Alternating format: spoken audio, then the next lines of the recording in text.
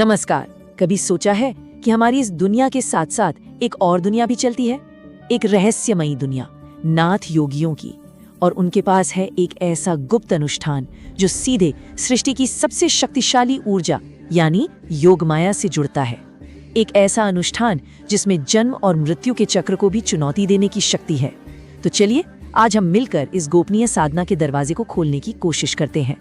हम सब ने ये नाम सुने हैं, पार्वती, काली, तारा, वैष्णवी, लेकिन ये तो बस कुछ ही नाम हैं। असल में जिस परम शक्ति को योग माया कहा जाता है उसके अनगिनत रूप हैं, हजारों नाम हैं। हर नाम उनकी शक्ति के एक खास पहलू को दिखाता है। जब वो संहार करती हैं तो काली कहलाती हैं और जब वो पालन पोषण करती हैं तो लक्ष्मी।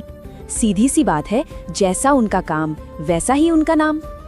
अच्छा, तो इस गुप्त अनुष्ठान की गहराई में जाने से पहले ये समझना जरूरी है कि आखिर ये साधना है किसकी, ये योग माया है कौन और क्यों उन्हें इस दुनिया में बार बार प्रकट होना पड़ता है। चलिए पहले इस महाशक्ति के मूल स्वरूप को जानते हैं। देखिए, योग माया का जो कॉन्सेप्ट है वो बहुत गहरा है। वो एक ही समय पर दो बिल्कुल उल्टे काम करती हैं। एक तरफ वो माया बनाती हैं, यानी वो भ्रम जिसमें हम सब जी रहे हैं, ये पूरी दुनिया। लेकिन दूसरी ही तरफ वही शक्ति हमें योग और साधना के जरिए इस भ्रम से बाहर निकलने का रास्ता यानी मोक्ष का मार्ग भी दिखाती है। कमाल की बात है ना, वो बंधन भी है और मुक्ति भी। अब देखिए, ये शक्ति ऐसे ही प्रकट नहीं हो जाती। इसके पीछे हमेशा एक बहुत बड़ा ब्रह्मांडीय मकसद होता है। कथाओं में आता है कि जब जब अधर्म बढ़ा और राक्षसों ने स्वर्ग तक पर कब्जा कर लिया, तब सभी देवताओं ने अपनी सारी ऊर्जा को एक जगह इकट्ठा किया और उस ऊर्जा से एक महाशक्ति का जन्म हुआ। वही थी योग माया।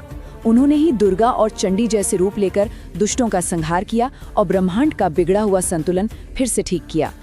तो ये तो हुई उस सार्वभौमिक शक्ति की बात। अब आते हैं उनके एक बहुत ही खास उपासक समूह पर, नाथ योगियों पर। उनकी साधना का तरीका क्या है, वो इस शक्ति तक पहुंचते कैसे हैं? देखिए, नाथ योगियों का रास्ता कोई आसान रास्ता नहीं है।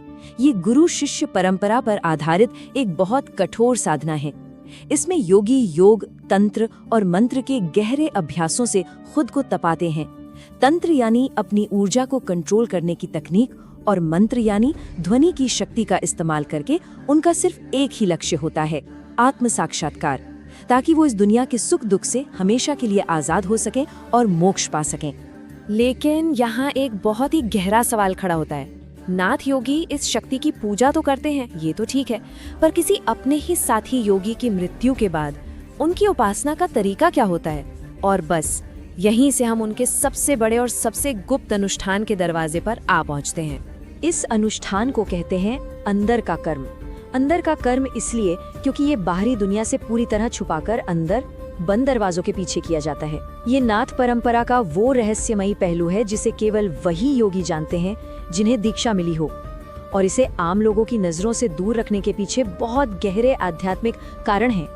मजे की बात ये है कि इस एक ही अनुष्ठान के कई नाम हैं और हर नाम इसके एक अलग पहलू पर रोशनी डालता है। जैसे योग माया पूजन इसके भक्ति वाले हिस्से को दिखाता है, तो अघोर कर्म इसकी शक्तिशाली और कह सकते हैं अप्राकृतिक प्रक्रिया की तरफ इशारा करता है, और शंख उद्धार इसकी मुख्य क्रिया के बारे में बताता है।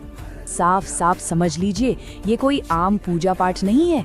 ये एक बेहद खास और पवित्र संस्कार है जिसे करने का अधिकार सिर्फ दीक्षा पाए हुए नाथ योगियों को ही है। इसे पूरी गोपनीयता के साथ एक बंद कमरे में किया जाता है और इसका सिर्फ एक ही मकसद होता है, अपने एक दिवंगत साथी योगी की आत्मा को उसकी अंतिम यात्रा में मदद करना। इस अनुष्ठान का जो सबसे ज्यादा इस्तेमाल होने वाला नाम है वो है शंख ढाल। तो चलिए अब इस शब्द को जरा खोल कर देखते हैं और इसके पीछे छिपे दर्शन और इसकी पूरी क्रिया को समझते हैं, जो असल में मुक्ति की एक पूरी प्रक्रिया है। शंख घाल, इसका सीधा सा मतलब है शंख से ढालना या कुछ डालना। इस क्रिया में योगी एक शंख का इस्तेमाल करते हैं जिसे बहुत पवित्र माना जाता है। वो मंत्रों का जाप करते हुए पवित्र जल या पंचामृत को उस दिवंगत योगी के प्रतीक या पुतले पर चढ़ाते हैं। इस क्रिया का आध्यात्मिक मकसद है उस आत्मा का उद्धार करना, उसे माया के हर बंधन से आजाद करवाना। और यहीं पर यह समझना बहुत दिलचस्प हो जाता है कि इस अनुष्ठान को अघोर कर्म क्यों कहा जाता है।